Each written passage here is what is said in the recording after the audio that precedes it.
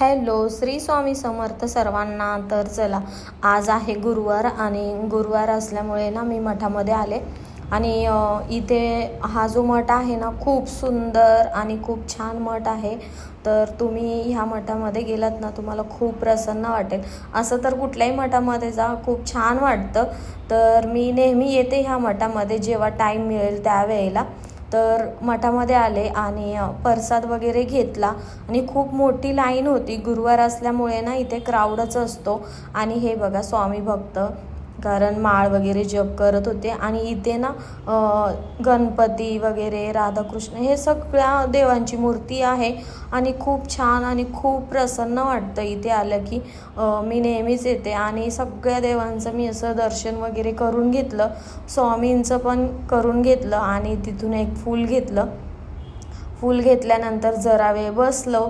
इथे हनुमानचं पण मंदिर आहे.